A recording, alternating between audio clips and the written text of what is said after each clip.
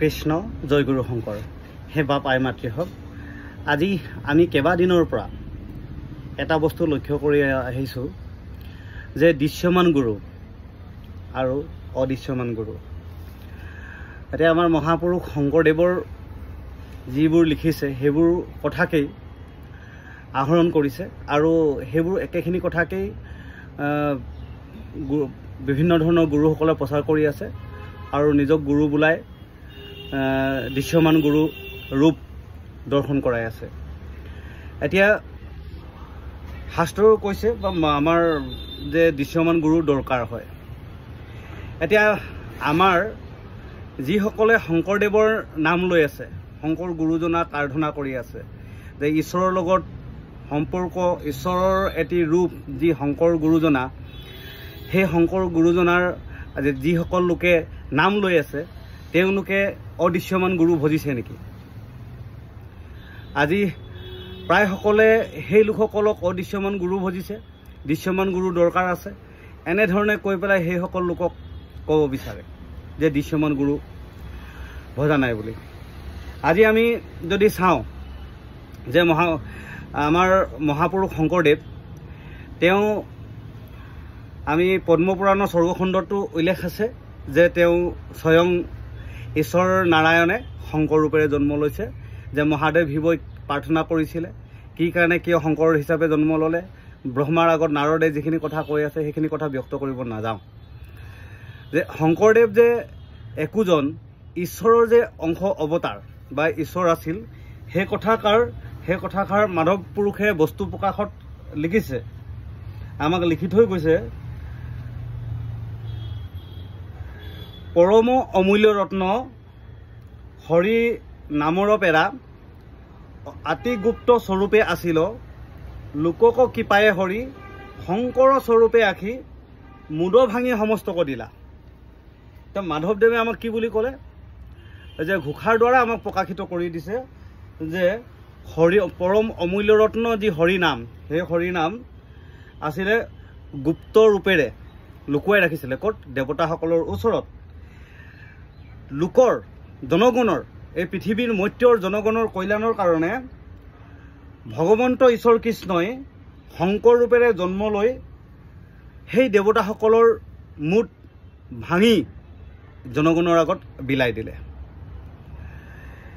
হৰিনাম মানে সংসাৰৰ যি হৰিনাম, যে আদি সত্যযুগে আছিল কেৱল হৰিনাম, আদি সত্যযুগত হৰিনাম আছিলে। সেই হৰিনাম সৰ্বপ্ৰথমে এই কলিযুগত সৰ্বপ্ৰথমে জনগণৰ ওচৰৰ কল্যাণৰ কাৰণে সৰ্বপ্ৰথম নমাই দিয়া লোকজনে আছিল আমাৰ মহাপুৰুষ শ্ৰীমন্ত শংকৰদেৱ। তেওঁতকৈ আগত এই হৰিনাম দেৱতাসকলৰ ওচৰত গৰ্ব হিচাপে লুকাই আছিল। সেই দেৱতাসকলে এই হৰিনামক জনগণৰ ওচৰত প্ৰচাৰ কৰা নাছিল, লুকুৱাই ৰাখিছিল।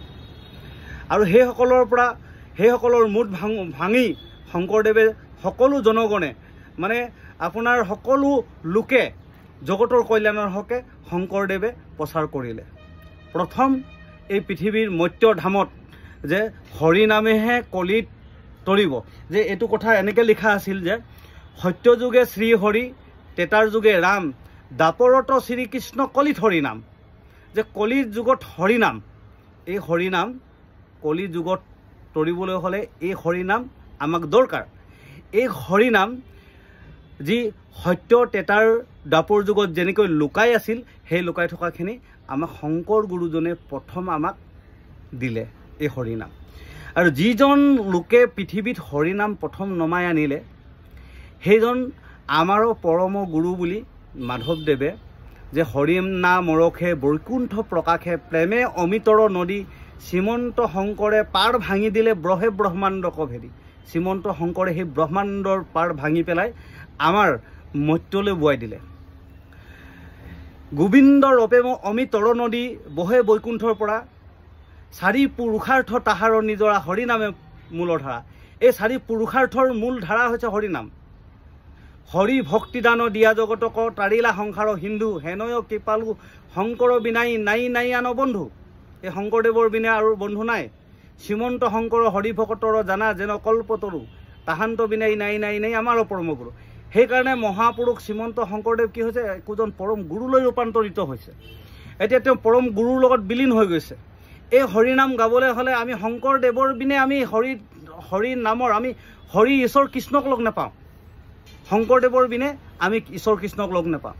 আমি যদি এই হৰিৰ কথা চৰ্চা কৰিবলৈ আছে বা হৰি নাম আমি যদি এতিয়া কি হৈছে ভিন্নজনে ভিন্ন ৰূপেৰে যে দৃশ্যমান গুৰু বুলি ক'বলৈ আহি সেই দৃশ্যমান গুৰুসকলে নিজক পৰিচয় দিবলৈ গৈ শংকৰদেৱক ঢাকি লুকুৱাই ৰাখিব বিচাৰিছে। সেইসকলেও যে শংকৰদেৱক দেখুৱাইহে হৰিনামৰ ওচৰলৈ যাব লাগিব। শংকৰদেৱক যদি দৰ্শন নকৰাকৈ যদি ডাইৰেক্ট কৃষ্ণ নাম ল'বলৈ তাতো সেই কৰ্মৰ সফল নহ'ব। কাৰণ মৰ্ত্যৰ ভূমিলৈ শংকৰদেৱেহে ঈশ্বৰ কৃষ্ণৰ নাম নমাই আনিছিল। আৰু এই নমাই অনাজনৰ যদি আৰাধনা নকৰি তেওঁৰ ডালেদি তেওঁ যিজনে আনি দিছিল সেই নৈখন বোৱাই দিছিল হৰিনামৰ নৈ, সেই নামৰ নৈত যদি নাযায় সেইজনৰ নাম নলয় তেনেহ'লে কেনেকৈ হ'ব? আজি আমাৰ যিসকল শৰণাচাৰ্যসকলে আমাক দৃশ্যমান গুৰু, সেই দৃশ্যমান গুৰুসকলে আমাক শংকৰদেৱক দৰ্শন কৰোৱাই হৰিনামত আমাক লৈ যায়। আমাৰ প্ৰতিজন শৰণাচাৰ্যই আমাক শংকৰ গুৰুজনাক দৰ্শন কৰায়। কাৰণ পোনপ্ৰথমে আমি গুৰু ভজিবলৈ হ'লে আমাক যেনেকৈ গুৰুদেৱ নাম ভকতলৈ আমি যাবলৈ হ'লে আমাক সৰ্বপ্ৰথমে গুৰু ভজিবলৈ কয়। এতিয়া গুৰু ভজিবলৈ হ'লে আমাক শংকৰদেৱক দেখুৱায়। কেনেকৈ দেখুৱায়? জয় গুৰু শংকৰ সৰ্বগুণা কৰ যাকেৰে নাহিকে উপাম তোহাৰি চৰণ কৰ এনো শতকোটি বাৰে কৰোঁ সুপ্ৰণাম। এই কথাষাৰ গুৰু ভটিমা কৰিবলৈ যাওঁতে মাধৱদেৱে গুৰু ভটিমা লিখিছে। তাৰপিছত শংকৰদেৱে আমাক দেৱ ভটিমা দেখুৱালে। পৰম পুৰুষ পুৰাতন পাপী পাৱনৰ ঈশ্বৰ দেৱ ব্ৰহ্মা ৰুদ্ৰ আদি হবতি কপালকো যাকো কৰণিত চৰণী সেৱ। তাৰপিছত হৈ গ'ল ঈশ্বৰ কৃষ্ণৰ নামটো দেখুৱালে যে তেওঁ দেৱৰ ভিতৰত যে দেৱতাৰ ভিতৰত শ্ৰেষ্ঠ দেৱ হ'ল কৃষ্ণ দৈৱকী বাসুদেৱ।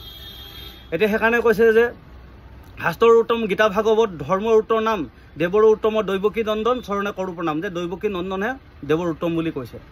এই ডালটো আমাক দেখুৱাব লাগিব যে শংকৰদেৱৰ চৰণেদি আমি যাব লাগিব। আমাৰ দৃশ্যমান গুৰুৱে সেইটো দেখুৱাব লাগিব। যদি দৃশ্যমান গুৰুৱে শংকৰদেৱক নেদেখুৱাকৈ শংকৰদেৱৰ পৰিচয় নিদিয়াকৈ নিজেই একোজন গুৰু হৈ আৰু শংকৰদেৱক ঢাকি পেলাই কৃষ্ণক দৰ্শন কৰোৱাবলৈ যায় তেনেহ'লে সেয়া কেতিয়াও পূৰ্ণতা নহ'ব। আমাক মহাপুৰুষ শংকৰদেৱৰ এই কথাখিনি সুন্দৰকৈ মাধৱ পুৰুষে আমাক এই ডালটো দেখুৱাইছে। আৰু সেই অনুযায়ী এই ডাল অনুযায়ী আমাক এই কলিকালৰ তৰণৰ উপায় প্ৰথমজনে হৈছে হৰি নাম যদি আমি ল'বলৈ হয় শংকৰদেৱৰ নাম ল'ব লাগিব। কাৰণ শংকৰদেৱেহে মৰ্ত্য ভূমিলৈ প্ৰথম হৰিনাম নমাই আনিছে। সেয়া হৈছে ঈশ্বৰ কৃষ্ণ নাৰায়ণ। নাৰায়ণেই জন্ম লৈছে যে ইয়াক কৈছে যে লোকক কৃপায়ে হৰি, জনগণৰ কৃপাৰ কাৰণে শংকৰ স্বৰূপে আখি শংকৰৰ ৰূপ ধাৰণ কৰি মুদ ভাঙি সমস্তক দিলা। মুদ ভাঙি সমস্তক দিলে কি বুলি দিলে? হৰিনাম প্ৰেমৰ ৰস অমিত নিধিক মান্ধি গুপ্ত কৰি থৈলা দেৱগণে দয়ালু শংকৰে পাই তুলি মুদ ভাঙি দিলা সুখে পান কৰে সৰ্বজনে। এই সৰ্বজনে এইখিনি এতিয়া পাণ কৰি আছে। ভাবক কিমান সুন্দৰকৈ শংকৰদেৱৰ এই কথাখিনি কৈছে। তাৰপিছতো আজি এই দৃশ্যমান গুৰু ভজিবলৈ গৈ যে দৃশ্যমান গুৰু এনেকৈ দেখুৱাই আছে বোলে আমুকৰ দৃশ্যমান গুৰু তেনেকৈ দৃশ্যমান গুৰু বুলি ক'বলৈ গৈ মহাপুৰুষ শ্ৰীমন্ত শংকৰদেৱক কি কৰিছে? পিঠি পেলাই আছে। যিজনে এই কলিকালৰ তৰণৰ কাৰণে হৰিনামৰ পথ দেখুৱাই দিলে সেইজনকে পিঠি দেখুৱাই পেলাই আমি ডাইৰেক্ট হৰিনামত গ'লে হ'ব জানো? আমাক যিজন গুৰুৱে এই হৰিনামৰ পথ দেখুৱাই দিলে পৃথিৱীলৈ সেইজনক এৰি পেলাই আমি ডাইৰেক্ট হৰিনাম ল'লে হ'ব জানো? কেতিয়াও নহ'ব। আমি গুৰুজন ধৰিবই লাগিব। আমি দৃশ্যমান গুৰুজনে আমাক দেখুৱাই দিব যে শংকৰে হৰিনাম নমালে শংকৰদেৱৰ দ্বাৰাহে আমি কৃষ্ণক পাম। শংকৰদেৱৰ দ্বাৰাহে আমি কৃষ্ণ জগতৰ কৃষ্ণ পাম। কৃষ্ণৰ দ্বাৰাহে আমি জগতৰ নাৰায়ণ পাম। সেইকাৰণে তুমি হৰি নিৰ্গুণৰ গুণেৰ সীমা নাই, নিৰ্গুণ হুৱে যে অহিগুণ গায় কৃষ্ণ জয়গুৰু শংকৰ হে বা পাই মাতৃ হওক ইমানে কৈ আমাৰ দুআষাৰ ৰাখিলোঁ। কৃষ্ণ।